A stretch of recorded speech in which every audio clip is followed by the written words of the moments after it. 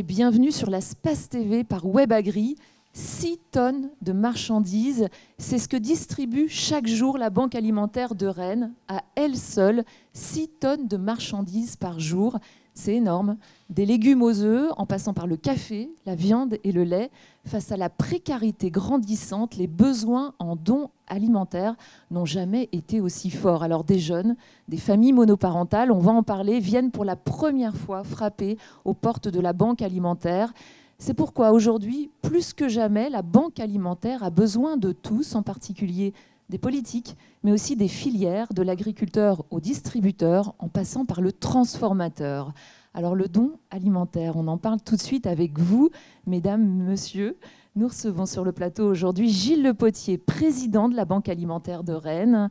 À vos côtés, Régine Rouet. Vous êtes déléguée à la région Bretagne. Et nous avons la chance aussi de recevoir aujourd'hui Annie Saunier. Vous êtes vice-présidente de l'ABA, l'association bretonne des entreprises de l'agroalimentaire. Et vous êtes également dirigeante de la société Gel Délices. Mais on commence tout de suite avec vous, Gilles Lepotier. Et avec ce constat, la demande a plus que doublé en 3 ans, c'est ce que vous m'avez indiqué, en 3 ans à la Banque alimentaire de Rennes. La précarité est en recrudescence dans la région comme en France. Qui vient vous voir aujourd'hui ? Eh bien, ces chiffres très importants soulignent la montée de la précarité sur le territoire d'une façon générale, plus ou moins forte selon les zones.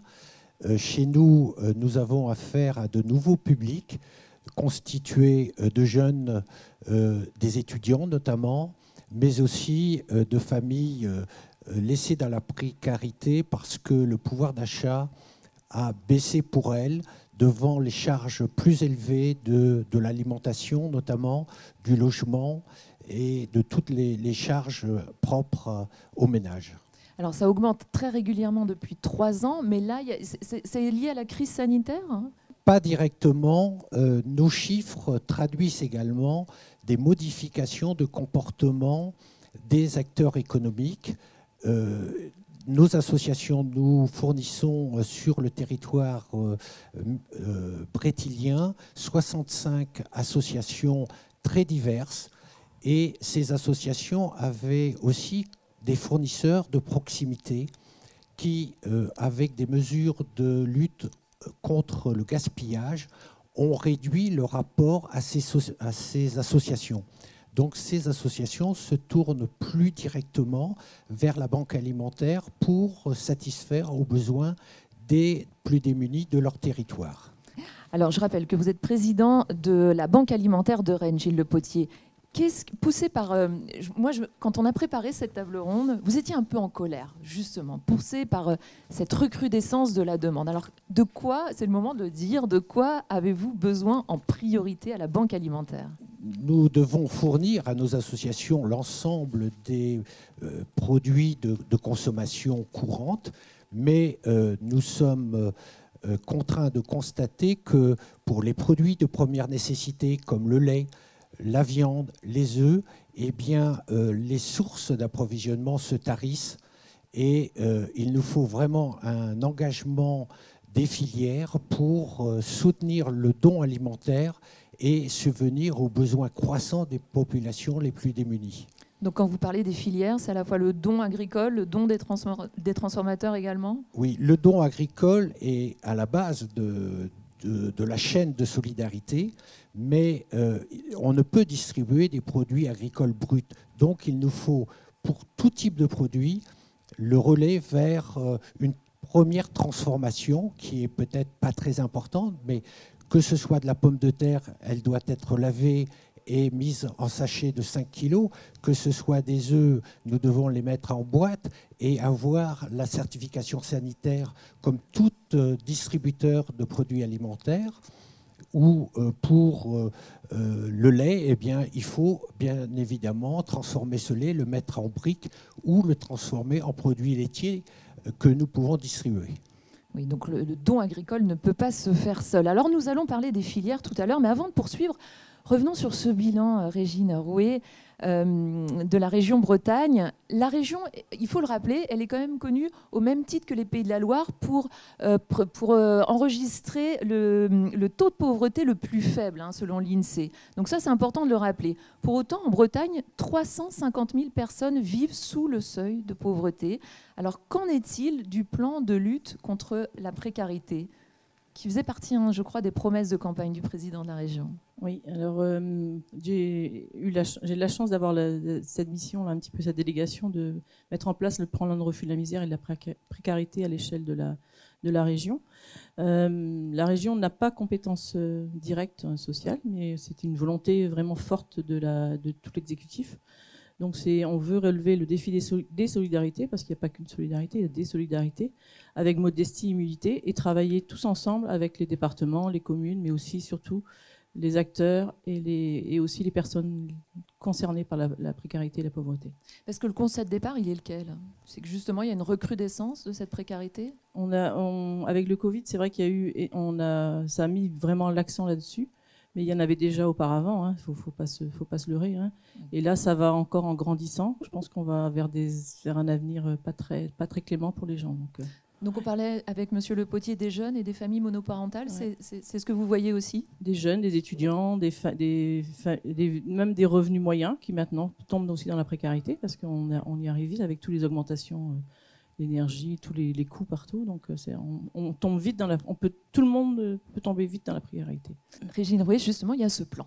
Alors, qu'est-ce qui prévoit ce plan en termes d'alimentation? Alors, en termes d'alimentation, d'abord, en termes d'alimentation, on est dans le soutien, du coup, on travaille énormément et en étroite collaboration avec les acteurs autour de l'alimentaire. Donc, on met tout le monde autour de la table, on essaye de travailler ensemble et de construire ensemble, parce que je pense que c'est important de se parler, de se connaître, et aussi d'échanger, de construire et innover. Parce que je pense qu'on sortira du modèle alimentaire de maintenant avec de l'innovation, des expérimentations et des choses comme ça. Il ne faut pas hésiter à innover. Alors concrètement, ça peut être quoi, par exemple? C'est mettre ensemble des acteurs sur un même territoire, par exemple, et de mutualiser ou des lieux, ou des espaces, ou des véhicules. Voilà, c'est travailler vraiment ensemble et puis de bien mailler le territoire. Parce qu'on s'est rendu compte aussi, on a fait le constat, quand on a vu le nombre de points alimentaires, c'est qu'il y avait aussi des zones blanches en Bretagne, malheureusement, et où il y a aussi de la précarité. Donc voilà, donc c'est aussi de faire un bon maillage territorial et puis réussir à travailler ensemble. C'est ce qu'on arrive à faire globalement. Donc ça pourrait être aussi sous la forme d'épicerie solidaire, par exemple, quand vous parlez de ces zones blanches? Ah oui, c'est possible. Il y a aussi beaucoup de choses itinérantes aussi qui sont très, très, très innovantes, je trouve, et qui vont au-delà. Et on est aussi vers le aller vers. Donc c'est vraiment une volonté aussi d'aller vers le public.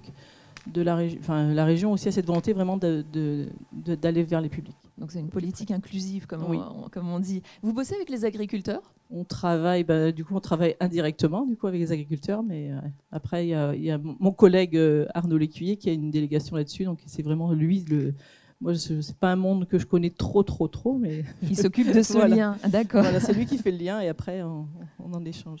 Donc un vrai collectif au sein de la région Bretagne. Alors, il existe, il faut le rappeler également, une convention État-région sur la lutte contre la précarité alimentaire. Elle vient en soutien indirect aux acteurs du don alimentaire. Mais que pensez-vous, Régine Rouet, de cette demande de Gilles Le Potier pour la Banque alimentaire de solliciter davantage les filières? Est-ce que c'est leur rôle aussi? Oui, c'est leur rôle. Après, parce que c'est un coût. C'est un coût, c'est sûr, mais après, je pense que on sait que les Bretons peuvent être solidaires. Donc après, moi, je trouve que, moi, je suis rentrée en politique l'année dernière. J'étais élue, donc je découvrais un peu ce monde-là, et je me suis rendu compte qu'il y avait vraiment beaucoup de solidarité dans ce milieu-là, le monde agricole, le monde un peu de l'aide alimentaire et tout ça. Il y a beaucoup de choses. Moi, j'ai découvert agréablement la convention qui avait été signée auparavant avec l'État sur le plan de refus de la misère, donc en novembre 2020, où il y avait du coup de l'aide alimentaire avec des financements État-région. C'est un avenant qui a été renouvelé là, dernièrement, donc, et qu'on espère renouveler encore. Donc, voilà.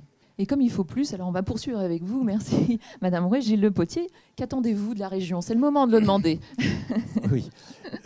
D'abord, grâce au contrat de plan État-région, nous avons pu moderniser nos installations. Face à cet afflux de demandes d'aide alimentaire, Un nouveau bâtiment, c'est ça? Nécessaire de réorganiser les banques alimentaires, que ce soit à Rennes, mais dans tout le territoire breton, c'est la même chose.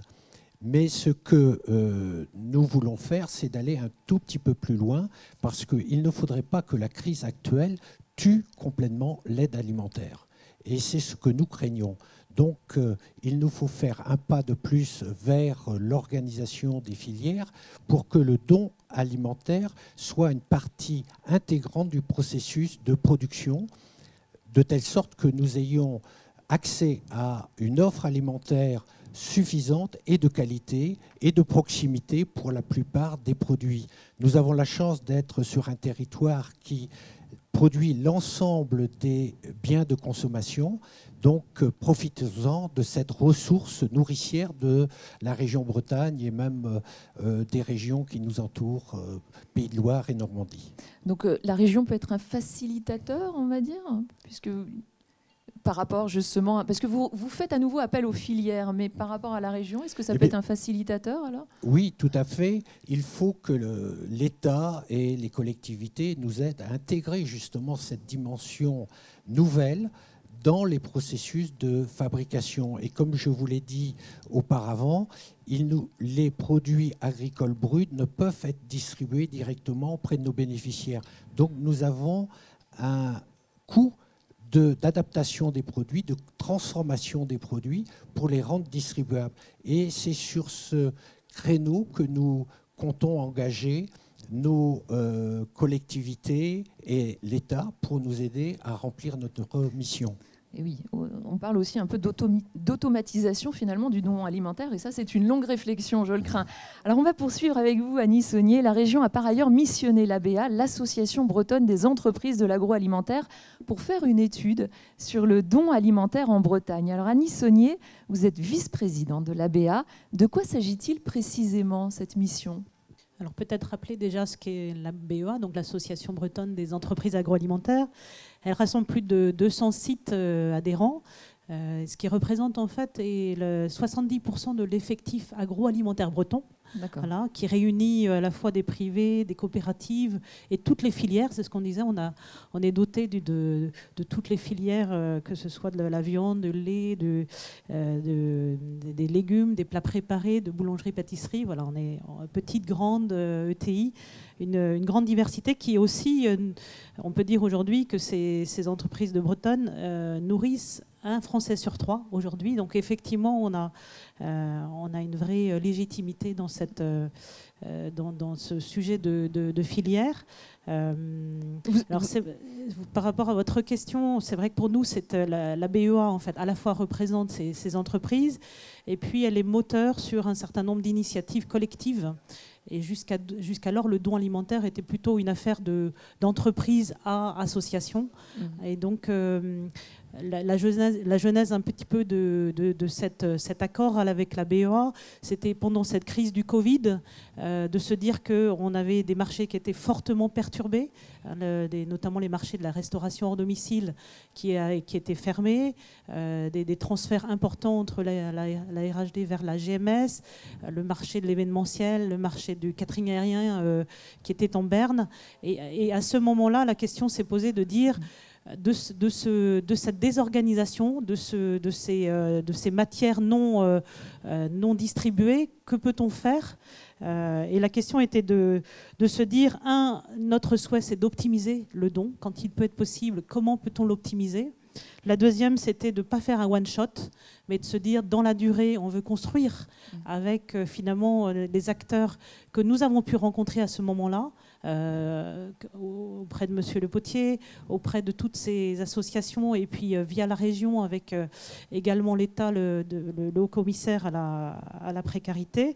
Et puis la troisième chose, c'était de dire, ça a du sens de faire une action collective, puisque on s'est aperçu avec cette première protocole en 2020 de collaboration, on s'était engagé, nous, à verser part du don, 100 000 € de dons alimentaires.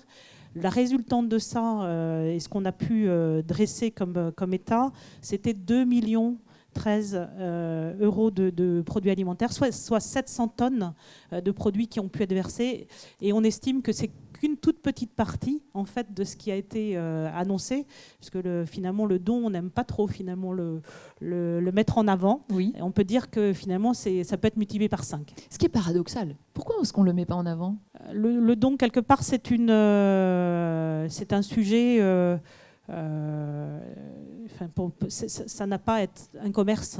Voilà. Oui, alors ça c'est probablement très breton, mais on a tendance à le valoriser dans d'autres régions. Alors cette mission, ça peut donner quoi ? Ça va donner aussi un guide, ça va vous permettre de répertorier en quelque sorte tout ce qui se fait en matière de dons alimentaires de la part des transformateurs, des entreprises de l'agroalimentaire, et un guide au final, c'est ça ?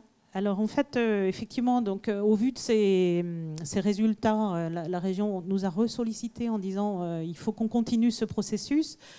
Nous, notre souhait, c'était effectivement de le prendre à bras-le-corps, avec à nouveau, au niveau de notre contexte agroalimentaire, une crise sans précédent, une vulnérabilité sans précédent, avec sans doute une désorganisation à venir, que ce soit sur des sujets d'inflation, mais aussi d'énergie. Voilà, donc on sent que les sujets, de toute façon, vont être nombreux côté alimentaire. On connaît les difficultés aujourd'hui que rencontrent les familles, les jeunes, et c'est vraiment... Quand on est producteur, transformateur, c'est vraiment une question pour nous d'être solidaire de toute cette population. Et donc le souhait, c'est effectivement de voir quelqu'un à plein temps chez nous pour s'occuper de cette partie du don alimentaire, faire un état des lieux sur une enquête plus large, plus régionale, qui vise à faire un état des lieux des dons, une synthèse des engagements, la vision des chefs d'entreprise sur le sujet, tout ce qui est fonctionnement actuel, et puis les enjeux et les limites. Les premières limites qu'on a pu voir, et vous l'avez cité, c'est effectivement un besoin d'une logistique très... qui est lié aussi à des DLC très courtes, souvent, des volumes qui sont importants, des produits qui sont non conditionnés, qui auraient besoin d'être portionnés. Donc on a une vraie problématique de transformation entre un besoin et puis l'offre qu'on peut avoir. Et puis aussi un souhait d'accélérer les démarches RFA, donc des démarches administratives pour que les lots puissent être libérés. Voilà. Et la deuxième chose, c'était de développer un outil qui permet de faciliter le don. Donc en ayant un guide de bonne pratique, peut-être des retours d'expérience aussi avec les acteurs majeurs. Voilà, de peut-être aussi être dans la géolocalisation des acteurs, parce que en fait, pour nous, le sujet du don, c'est d'abord aussi un visage. C'est aussi créer des passerelles avec les acteurs, avoir des visages pour qu'on puisse être au plus près des réalités. Oui. Alors rendre plus visible ce don alimentaire, est-ce que le levier de la RSE, est-ce que c'est un bon levier pour améliorer aussi les dons alimentaires en entreprise agroalimentaire ? Alors effectivement, la RSE est un vrai sujet. On ressent, nous, des envies de collaborateurs. Quand ils viennent dans les entreprises, ils adoptent aussi des projets d'entreprise, donc des projets qui les emmènent souvent très loin dans leur carrière et dans leur perspective. Et effectivement, on a un rôle à jouer de pouvoir aussi permettre à ces collaborateurs généreux de réaliser finalement quelque part autre chose, peut-être du don. Et la question qu'on se posait sur ce sujet du don, c'est de peut-être se dire, nous, ce qu'on souhaiterait, c'est que ce don soit généreux, qu'il y ait un visage, une humanité, et qu'il permette peut-être de créer à travers ça des passerelles entre des mondes, c'est-à-dire des passerelles entre des bénévoles et des salariés, des passerelles entre des milieux économiques et des milieux sociaux, peut-être démystifier à travers ça l'entreprise pour faire intégrer au sein de nos entreprises des gens dans le besoin qui pourraient nous aider à conditionner, à portionner nos produits qui sont peut-être déjà en vrac, Et puis c'est une idée de quelque part d'insertion finalement. C'est ça, j'ai lu que vous préconisiez l'insertion professionnelle autour du don alimentaire. Et on en parlera aussi avec vous, Gilles Le Potier. Le don alimentaire, c'est bien plus finalement que donner de l'alimentation. Il y a aussi autour de ça la possibilité d'une insertion professionnelle. Ça pourrait se traduire comment dans les entreprises agroalimentaires ? C'est un peu le sujet que vous évoquiez tout à l'heure. C'est-à-dire que le don ne peut pas se faire comme ça autour de nous. Il faut l'organiser et donc ça a un coût. Il y a un coût logistique, il y a un coût de portionnage, il y a un coût supplémentaire. Et quand on fait du don, c'est qu'on a du surplus, du surstock ou des produits finalement qui sont, qui n'ont pas trouvé leur client. Oui. Voilà. Et donc quand il s'agit d'un surcoût, c'est une question. C'est-à-dire comment peut-on organiser ce don sans avoir à supporter le surcoût que ça génère, parce que le surcoût est important. À chaque fois qu'on fait de la personnalisation, on est dans un surcoût important. Et donc le sujet, c'était de dire, nous, notre sujet, c'est comment bâtir des ponts. Et quand on sait que dans les entreprises agroalimentaires, nous manquons aujourd'hui de main-d'œuvre, pourquoi ne pas intégrer des gens qui sont dans ces filières pour nous aider à portionner, pour nous aider à organiser ce don et peut-être découvrir que finalement nos journées ne sont pas si différentes les uns des autres. Voilà. Et elles-mêmes, ces personnes-là se réinsérer quand elles en ont besoin. Exactement. Alors Gilles Le Potier, votre réaction là-dessus? On voit que les entreprises de l'agroalimentaire avec les agriculteurs sont en marche. Hein? Oui, tout à fait. Et je peux constater, je vous remercie, que la RSE va prendre le pas sur l'anti-gaspi. Et ce que vous venez d'exprimer, c'est que nous allons mettre en place un nouveau logiciel qui va accompagner le don alimentaire. C'est ce qu'on pense, car au niveau des plus démunis, il n'y a pas de problème de goût, mais nous avons des problèmes de contraintes. Et ce que nous distribuons, il faut que ces produits soient adaptés à la forme de distribution souhaitée.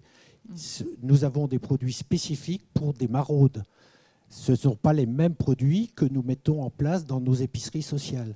Donc nous avons toute une palette de produits que nous devons trouver auprès des entreprises, et l'anti-gaspi ne permet pas de fournir l'ensemble de nos besoins. Nous voulons justement, avec la RSE, faire prendre conscience de ces besoins, de ces contraintes, pour que les produits que nous recevons de l'industrie soient bien adaptés, conditionnés aux besoins de nos plus démunis. Alors c'est le moment, Gilles Le Potier, de quoi vous avez besoin en priorité par rapport justement à ces dons propres alimentaires? Ça va être, on parlait du lait notamment, ça va être du lait? Pour la première fois, à la Banque alimentaire de Rennes, au mois de juin, nous avons été en restriction de lait.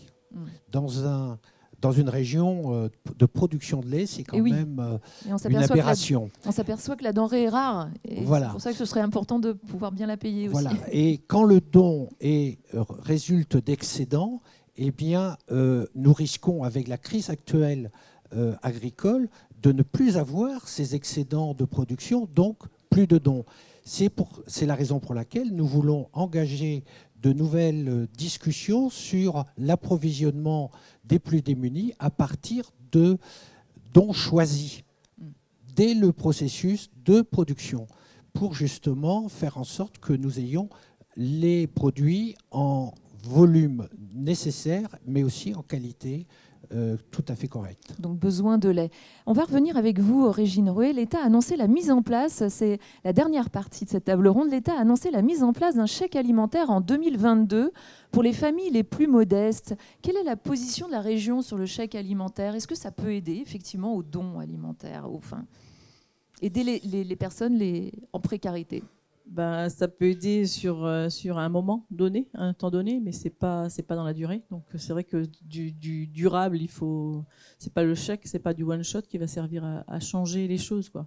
Il faut réussir vraiment à pouvoir accompagner les personnes pour vraiment s'insérer, pouvoir trouver leur place dans la société, et comme on dit, faire des ponts entre comme on l'a expliqué tout à l'heure, là, faire des ponts pour de l'insertion, les premières heures de travail, peut-être essayer des premières heures de travail, des choses comme ça. Et vous avez aussi une position là-dessus, Gilles Le Potier. pour vous, c'est ce que vous m'avez dit, ce chèque alimentaire, ça ne doit pas être une nouvelle carte bancaire parce que il faut rappeler justement le rôle de la banque alimentaire, ça va bien au-delà du don alimentaire. Oui, tout à fait. Notre souci, c'est l'accompagnement des plus démunis. Donc, nous les accompagnons de différentes façons. D'abord par l'écoute, de les comprendre. Et pour essayer de les sortir de leur contexte, il faut les comprendre et les accompagner. Donc c'est notre première mission. Et nous avons aussi tout un enseignement sur les recettes culinaires, la santé, la nutrition, de telle sorte que là aussi, nous sommes face à une population qui est fragile sur le plan santé et il nous faut corriger des mauvais comportements alimentaires. Et c'est justement avec le soutien des entreprises, avec des produits de proximité, de saison, que nous voulons corriger ces excès. Merci beaucoup. Et oui, le don alimentaire, c'est bien plus. C'est aussi des échanges et des sourires. Alors, c'est la fin de cette table ronde sur le don alimentaire. Chaque année, une collecte de dons de lait est organisée au SPACE. Il faut le rappeler, avec l'association Les Agriculteurs ont du cœur et la Banque alimentaire, ainsi que Solal. On sait l'attachement du président du SPACE, Marcel Deniol, aux dons agricoles. 10 000 litres de lait ont été offerts l'année dernière par les éleveurs laitiers. C'est important de le rappeler. Des coopératives et des entreprises de l'agroalimentaire et à nouveau ce partenaire indispensable qu'est Solal. Alors merci à Madame Régine Roé et Annie Saunier. Merci aussi à vous, Gilles Le Potier. Et je tiens à saluer le gros travail mené sans relâche par vous et vos équipes de bénévoles de la Banque alimentaire. On en a tous besoin. Merci enfin à vous tous qui avez suivi cet échange sur la SPACE TV par WebAgri. On parle de dons alimentaires aujourd'hui. Gilles Le Potier, président de la Banque alimentaire de Rennes, a lancé un appel aux dons sur le SPACE auprès des filières, des agriculteurs aux transformateurs, car les besoins n'ont jamais été aussi forts. La demande a doublé en 3 ans à la Banque alimentaire de Rennes. Alors comment donner ? Comment inciter aux dons les coopératives, les entreprises de l'agroalimentaire et les agriculteurs ? Ça représente un coût aussi, tout ça. Eh bien, la preuve par l'exemple. Avec 3 acteurs du don alimentaire, nous avons la chance de recevoir aujourd'hui sur ce plateau Angélique Delahaye. Vous êtes agricultrice et présidente de Solal, l'association de solidarité des producteurs agricoles et agroalimentaires. À vos côtés, nous recevons aujourd'hui Pascal Lebrun. Vous êtes agriculteur également et président de l'organisation de métiers du lait au sein de la coopérative Agrial.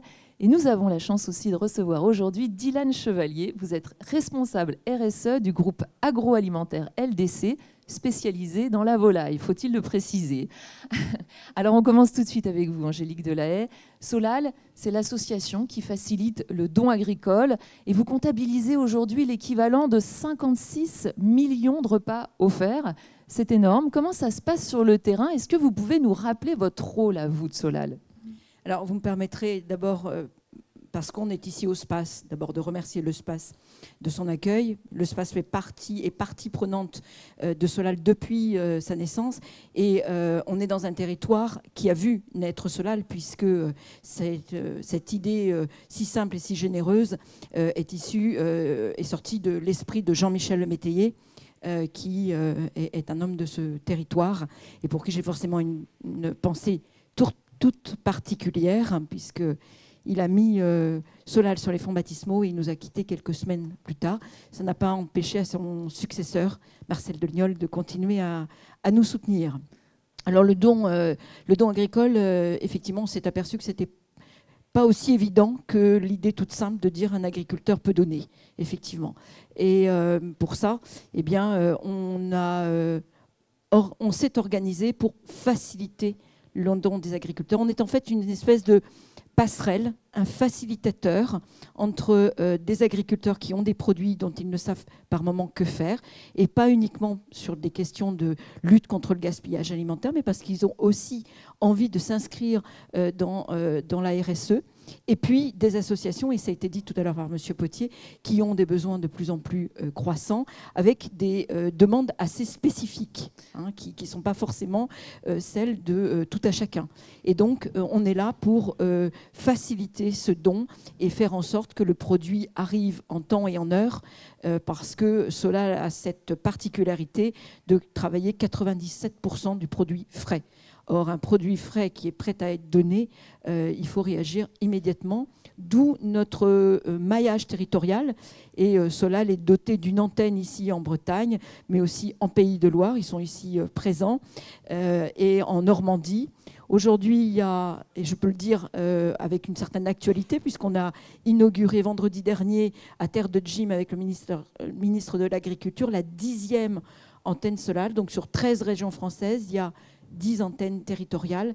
Et voilà, on se targue de pouvoir y arriver parce que c'était dit tout à l'heure par M. Potier, il faut être le plus proche possible des entreprises, des agriculteurs et des bénéficiaires pour faire en sorte que ce don soit le plus efficace et le plus efficient possible. Donc ça signifie bien que les agriculteurs, et là c'est le moment de le rappeler, ils sont généreux. Moi j'ai l'habitude de dire que la générosité est un brin d'ADN qui fait partie de l'ADN des agriculteurs. Alors, l'année dernière, Angélique Delahaye, parlons justement de ce conditionnement. Une photo a fait le buzz sur Twitter. On voyait des carottes en tas et un agriculteur très en colère parce que un acteur du don alimentaire les lui avait refusées tout simplement parce qu'elles n'étaient pas lavées. On peut comprendre sa colère a priori, mais là, vous l'expliquez, il faut absolument, ce don agricole, il ne peut pas venir comme ça. Non, ça peut pas sortir d'un champ et être donné à l'association qui est là juste à côté. Alors quelquefois, on a bien vu que c'était un don d'un volume assez important et les associations locales n'ont pas toute capacité à prendre la totalité du don. Donc Solal, en fait, est là pour répartir aussi les dons des agriculteurs en fonction des échelles de territoire et de l'acceptabilité du don par les associations d'aide alimentaire. Enfin, moi, ce tweet m'a fait bondir, mais aussi sourire, parce que je connais des agriculteurs à côté de chez moi qui remettent les carottes dans le sable pour les vendre sur le marché, parce que comme ça, elles ont l'air plus naturelles. Donc voilà, tout ça, mais je pense qu'il faut qu'on comprenne bien l'acceptabilité par les distributeurs de l'aide alimentaire des produits. Évidemment, Solal s'est chargé de ce don de carottes et on a fait en sorte qu'effectivement, grâce aux structures en aval de l'agriculture, que sont les coopératives ou les entreprises de transformation, à pouvoir distribuer ce don pour que ce produit ne soit pas perdu. Mais je peux comprendre l'agacement et la colère de l'agriculteur, parce que quand il a des produits à donner, il n'a pas que ça à faire. Et donc, il faut vraiment que quelqu'un prenne en charge ce don et fasse pour lui tout ce qu'il y a à faire. Donc pour les agriculteurs, le réflexe, c'est Solal. Alors Angélique Delahaye, comment répondre encore mieux à l'appel de Gilles Le Potier? Est-ce que les agriculteurs peuvent faire plus? Depuis qu'on a développé nos antennes territoriales, évidemment, on a accru nos sources de dons. Mais moi, je pense que le don doit et restera quelque chose de spontané. Oui. Tout à l'heure, Gilles Potier parlait disait la lutte contre le gaspillage alimentaire fait que les sources sont raréfiées sur certains segments de marché. C'est vrai, hein, il suffit d'aller en magasin pour s'apercevoir de ce phénomène. Mais je peux vous dire qu'en produits frais, ça a été plutôt le contraire.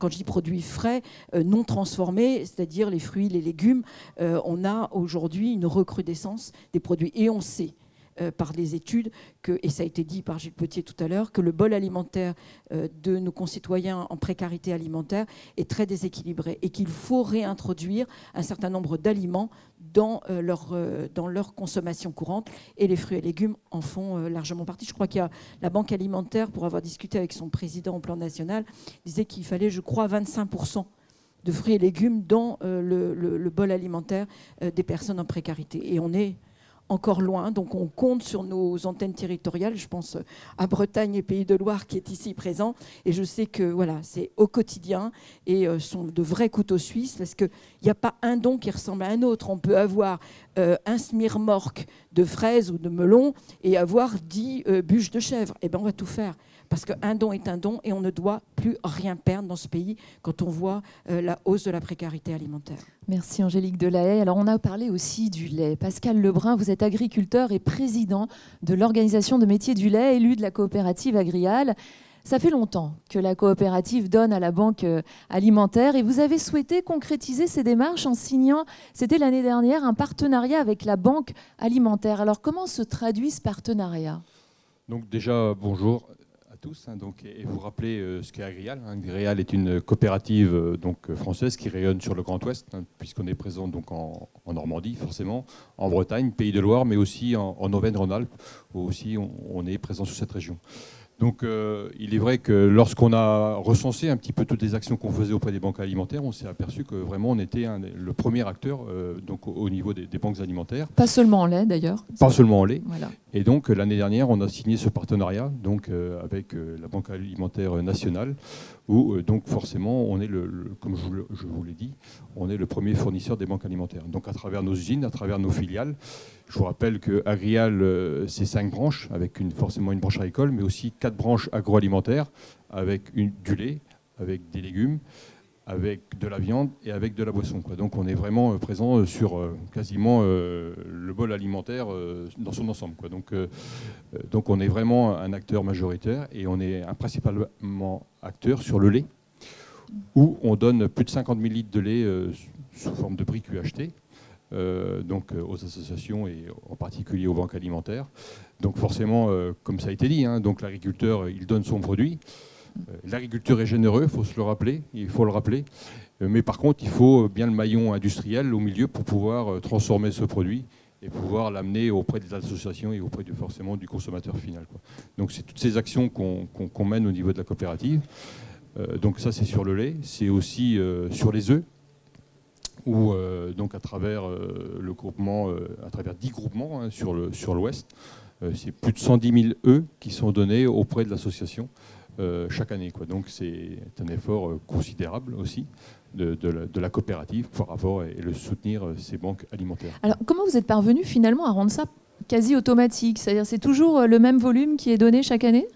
Non, enfin, les œufs, forcément, c'est quelque chose qui se fait à travers l'ensemble des groupements. Le lait, alors, il est vrai que le don de lait est apparu déjà depuis de nombreuses années.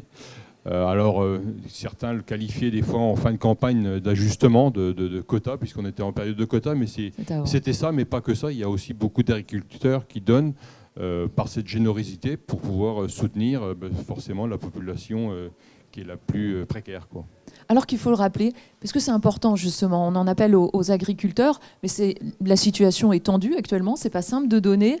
Qu'est-ce qu'on vous dit autour de vous quand même? Il y a toujours une part de lait qui part dans le don alimentaire?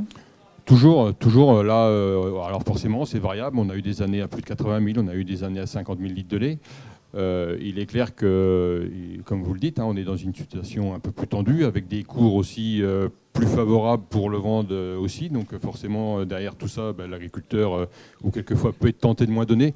Mais ceci étant dit, on arrive toujours à ces volumes à peu près quasi constants, donc en fin de campagne laitière, si j'ai envie de dire, qui sont transformés par l'industriel laitier, qui sont mis en forme de briques UHT, mais pas que, aussi d'autres produits laitiers qui sont donnés à travers nos filiales, soit de l'ultra frais ou autres en fromage particulièrement.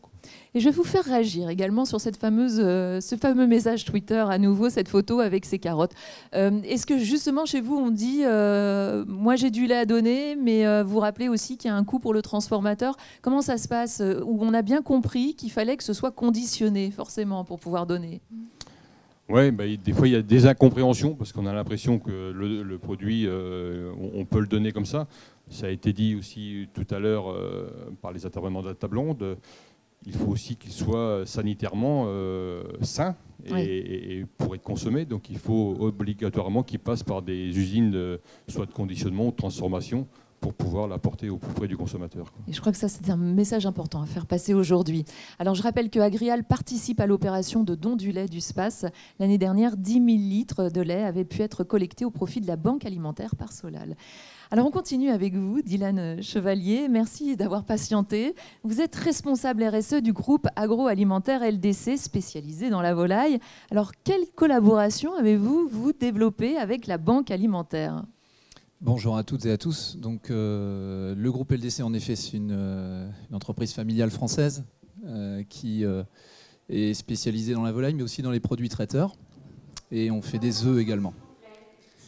Donc, l'entreprise LDC a, depuis de nombreuses années, mis en place le don alimentaire, en particulier avec les banques alimentaires. C'est vrai que c'est vraiment le premier bénéficiaire, on va dire, du don dans le groupe. On a souhaité aller plus loin en 2019. On a signé une convention de partenariat, à l'image de ce que disait mon collègue à l'instant, qui est une convention de prescription, puisqu'en fait, on a signé cette convention avec l'intention de convaincre l'ensemble des PME qui constituent ce groupe LDC de trouver les moyens de faire en sorte que le don puisse se faire, que les ponts puissent se connecter, enfin qu'il y ait des connexions qui puissent se faire avec les banques alimentaires.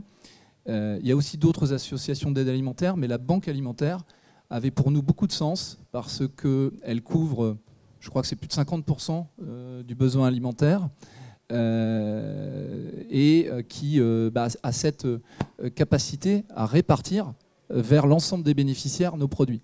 Et avec un bon niveau de réactivité, et avec aussi la possibilité, pourquoi pas, de développer d'autres formes de partenariat.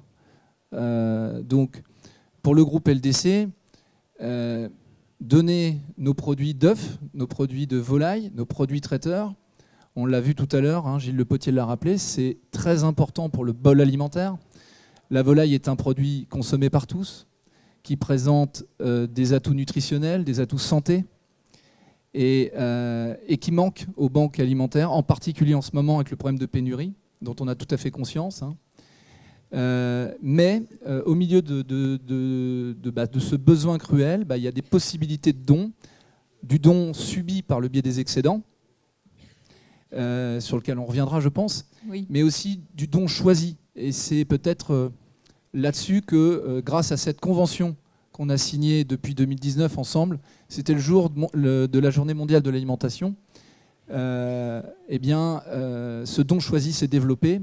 Et nous travaillons pour que ce don choisi, qui répond spécifiquement aux besoins des banques alimentaires, puisse se développer. Il a fallu convaincre.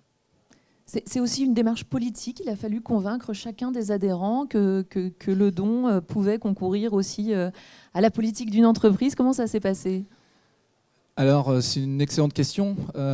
Convaincre, alors j'allais dire, une fois qu'on a fait un don alimentaire, en particulier le don choisi, on a une fierté dans les équipes qui fait que pour la fois d'après, c'est beaucoup plus facile. Ouais. Et l'intérêt justement de cette convention de prescription qu'on a signée pour sensibiliser tous nos sites, toutes nos équipes à regarder ce qui pouvait être fait localement avec les banques alimentaires, en fait, ça a fait boule de neige un petit peu. C'est-à-dire que les premiers à avoir été plus loin que le don, je dirais, lié aux excédents, le don subi, finalement, mon rôle, ça a été, avec toute l'équipe RSE, communication interne, ça a été de partager ces bonnes initiatives en interne. Et ça a donc donné des bonnes idées aux autres. Et puis, c'est de créer des ponts. Après, c'est de s'appeler, c'est d'avoir les témoignages des uns vers les autres. Alors, bien sûr, d'un site à l'autre, la manière de donner ne va pas du tout être la même. Les conséquences pour le site ne vont pas du tout être les mêmes. Donc, ça met du temps. Il y a un peu d'inertie. Mais globalement, on était à moins de 3 millions d'euros à peu près d'aide alimentaire par an. Au moment où on a signé, on est à 4,7 millions sur l'année 2021. Les chiffres 22, je ne les ai pas encore.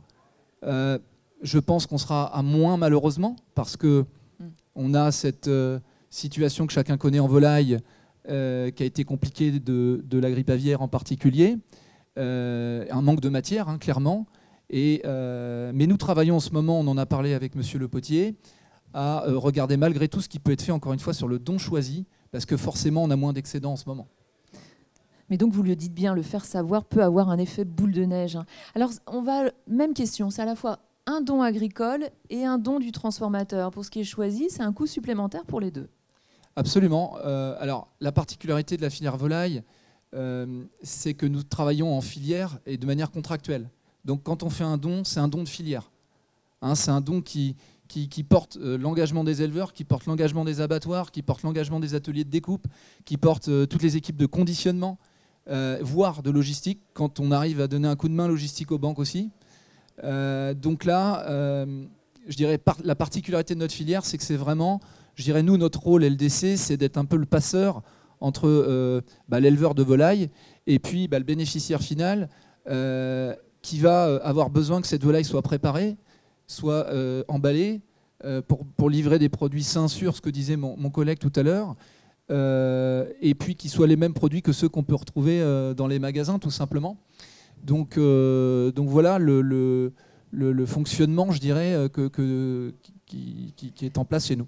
Alors, je me permets de faire un pas de côté avec Madame Delahaye. Vous travaillez d'ailleurs, il faut le redire, autant, donc vous êtes le lien entre le monde agricole et autant avec les coopératives que les entreprises agroalimentaires. Hein, oui, ça on est un peu à l'interface, on est un facilitateur. Oui. On n'est pas là pour se substituer à l'existant, on est là pour compléter cet existant.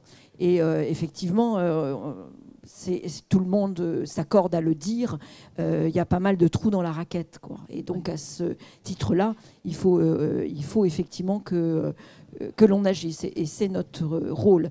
Mais je ne sais pas si vous aviez l'intention de... Mais tout à l'heure, on a parlé d'inclusion. Je crois que la représentante de la région, moi je voudrais vous témoigner d'une expérience, et je voudrais qu'elle fasse... école, mais vous aviez peut-être l'intention de me poser la question. Allez-y, on vous écoute. Moi, sur mon exploitation, je suis maraîchère, hein, donc toutes les semaines, on finit une parcelle, on en recommence une, etc. Et sur les parcelles, il reste toujours quelques légumes, alors plus ou moins. Hein, alors on pourrait dire que c'est un don subi, mais c'est un don subi particulier, parce qu'en fait, s'il n'est pas cueilli, il reste dans la parcelle, il devient un engrais vert. Et donc, on a mis en place, on a fait une expérimentation avec une antenne d'une association d'aide alimentaire qui n'est pas très loin de la commune. Et elle vient avec ses bénéficiaires et ses bénévoles, une fois par semaine, faire un glanage qu'on a appelé un glanage solidaire. Hein, et on s'est aperçu que ce rapport à l'autre a été hyper enrichissant. D'abord, les bénéficiaires ont retrouvé de l'estime d'eux-mêmes. C'est-à-dire que moi, quand ils arrivaient dans l'exploitation, regardaient leurs chaussures. À partir du moment où ils sont devenus des bénévoles, ils sont venus glaner pour le compte d'autres bénéficiaires, ils ont retrouvé de la fierté et de l'envie. Hein, moi, j'ai le nombre d'entre eux qui m'ont dit, mais les seuls jours où on a envie de se lever, c'est quand on vient glaner. Oui, le goût des choses, ça ne passe pas seulement par l'aliment. Non, et ils ont créé des liens avec les salariés de l'exploitation, avec les chefs d'équipe. Ils ont fait partie intégrante du travail. Et pour certains qui avaient un peu de possibilités, on a été jusqu'à proposer un petit contrat de travail. Et je le dis pour mes collègues agriculteurs, parce que c'est quelquefois on n'y pense pas. Mais on a une parcelle on a loupé un désherbage, on a loupé un truc. Eh bien... on ne peut pas trouver une personne qui va venir là 3 heures par semaine travailler, parce que ce n'est pas suffisant pour faire bouillir la marmite. Mais pour ces publics-là, c'est une manière de remettre le pied à l'étrier. Je peux vous dire que quand vous donnez la première fiche de paye et que vous les voyez pleurer, parce que ça fait des années qu'ils n'ont pas vu une fiche de paye, vous dites « Waouh, j'ai servi à autre chose et à quelque chose de plus grand » que simplement produire quelque chose pour le commercialiser. Et c'est ce que vous disiez à l'instant. Ça redonne de l'envie et ça recrée du lien. Et ça vaut tout l'or du monde. Et oui, en effet. Alors, Dylan Chevalier, ça pourrait être possible, ça, en entreprise agroalimentaire, chez LDC de l'insertion professionnelle? Alors, oui, tout à fait. Enfin, je crois qu'on doit tous innover. Enfin, quand on... Le témoignage de madame est hyper intéressant. Je crois qu'on n'est pas arrivé au bout des innovations sociales qu'on doit trouver. Donc oui, tout à fait ouvert. Après, peut-être je peux apporter un complément de témoignage sur ce que je disais tout à l'heure. Nous, ce qu'on a fait, c'est qu'on a mis ça dans notre politique d'entreprise, le don alimentaire. Oui. C'est vraiment dans notre politique, dans notre stratégie d'entreprise. On a un indicateur RSE qu'on suit tous les ans et qui nous permet vraiment de mesurer les avancées. Alors, ça peut être un message qu'on peut envoyer aussi aux autres entreprises, même si Agrial est aussi sur ce type d'approche. Ça peut être très facilement intégré dans la politique RSE de l'entreprise. Oui, parce qu'encore une fois, ça permet de fédérer, de donner de la fierté à toutes nos équipes et à créer du lien de filière. Vraiment, c'est pas antinomique en fait avec ce que recherchent aujourd'hui les entreprises. Et si on veut parler 2 secondes de l'aspect économique, je vais parler du don choisi 2 secondes. Allez-y. Je vais donner un exemple très concret qu'on a mis en place cette année avec un de nos sites. Pour faire simple, le don, comment ça se passe dans nos outils, malgré tout le professionnalisme de nos équipes, on va produire une quantité de volailles pour répondre à un besoin d'un client. Malgré tous nos efforts, il arrive qu'une petite partie de ce qu'on a produit ne soit pas accueillie par le client. Cette petite partie de produit, il lui reste encore un peu de DLC, même si on travaille sur des produits ultra frais. Ce sont des produits parfaitement sains. Je l'ai dit tout à l'heure, grâce à la réactivité des banques, on peut donner ce produit. Mais quand on a moins d'excédents et quand on a l'habitude d'échanger avec les banques, qu'on connaît leurs besoins et qui nous font part de leurs besoins spécifiques, alors il est arrivé, cette année, c'est plusieurs centaines de tonnes qu'on a réussi à préparer spécifiquement. C'est-à-dire que des pilons de poulet ont pu être cuits par nos équipes parce qu'on avait les lignes disponibles, parce que les équipes étaient en capacité de pouvoir le faire. On a congelé, on a mis dans des sachets de 1,5 kg. Et ça a permis aux banques derrière de pouvoir, en local et même dans d'autres territoires, de pouvoir répartir ces produits parce qu'on a offert un petit peu de durée de vie déjà aux produits. Et surtout, on a répondu très spécifiquement aux besoins des banques. Alors évidemment, c'est beaucoup plus impactant que de simplement donner un produit brut, évidemment. Mais je crois que dans les discussions que vous avez eues tout à l'heure avec les collectivités, avec la région en particulier, ce que disait M. Le Potier aussi, je crois qu'il faut innover sur ces sujets-là, regarder ce qu'on peut faire. Il y a aussi des appels d'offres qui sont organisés par les banques alimentaires. Nous, on y répond. Alors, on est souvent en concurrence avec des acteurs, mais il y a plein de possibilités de donner. Il y a aussi le mécénat logistique, il y a aussi le mécénat de compétences. Et donc, moi, je rejoins Madame. Cette convention de prescription qu'on a signée en 2019, on l'a dit tout à l'heure, elle a donné déjà des résultats, mais je crois qu'on peut encore aller plus loin, même chez nous.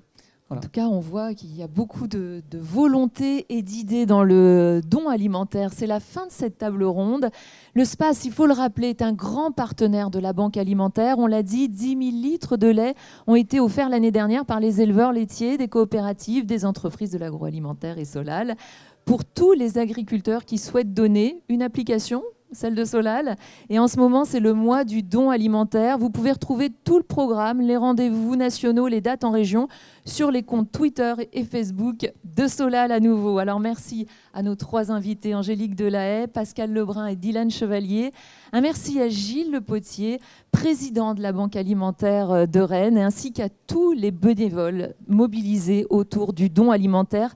Merci enfin à vous tous qui avez suivi cette table ronde sur la SPAS TV par WebAgri. Continuez à donner.